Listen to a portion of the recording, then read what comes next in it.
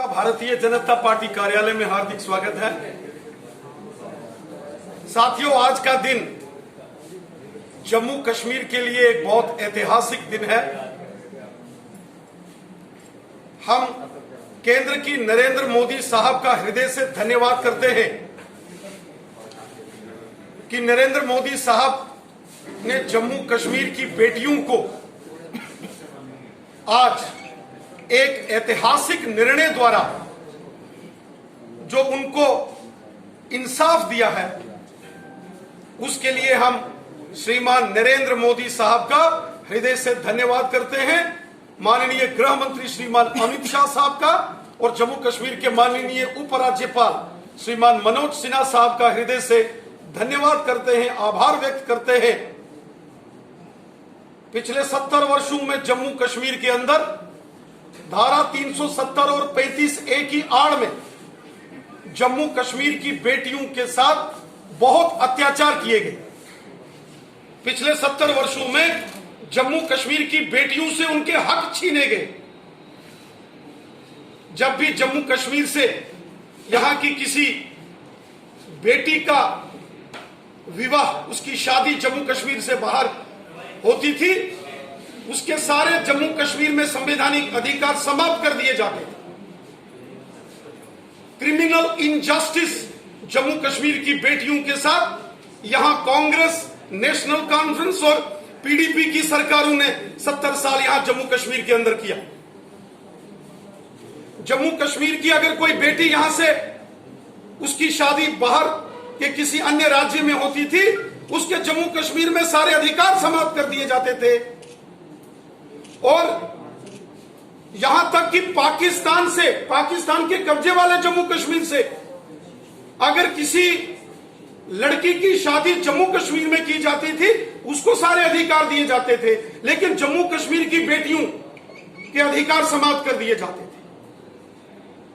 आज नरेंद्र मोदी साहब की सरकार ने जम्मू कश्मीर के संदर्भ में जम्मू कश्मीर की बेटियों के लिए जो ऐतिहासिक निर्णय लिया है, और जम्मू कश्मीर की बेटियां अब चाहे उनकी शादी जम्मू कश्मीर से बाहर होगी, उनके बच्चों को, उनके पति को भी जम्मू कश्मीर के अंदर वो पूर्ण अधिकार प्राप्त होंगे जो भारतीय संविधान के अंदर दिए जाते हैं।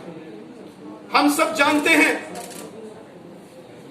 कि धारा 370 के अंतर्गत जो 35A का प्रावधान था, उसके चलते यहां की महिलाओं, यहां की बेटियों के साथ बहुत बड़ा इंसाफ होता था।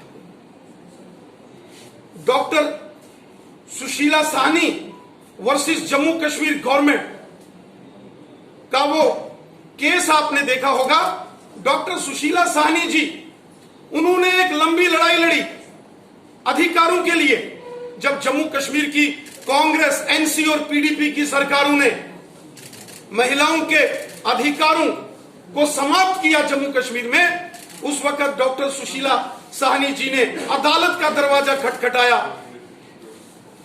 7 अक्टूबर 2002 को जम्मू कश्मीर हाई कोर्ट की फुल बेंच ने जब डॉक्टर सुशीला साहनी जी के पक्ष में निर्णय दिया कि जम्मू कश्मीर की सभी बेटियां जो जम्मू कश्मीर से बाहर जिनकी शादी होती है, उनको भी जम्मू कश्मीर में अधिकार मिलेंगे, वो ऐतिहासिक निर्णय था। लेकिन उसके तुरंत बाद उस समय नेशनल कॉन्फ्रेंस की सरकार थी।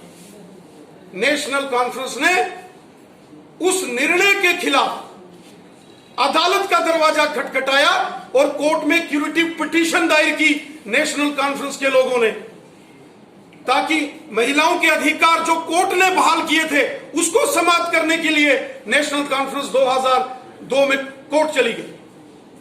अब चूंकि 2002 के चुनावों के बाद जम्मू कश्मीर में सरकार बदल गई, और सरकार बदलने के बाद जम्मू कश्मीर में कांग्रेस और पीडीपी की सरकार बनी।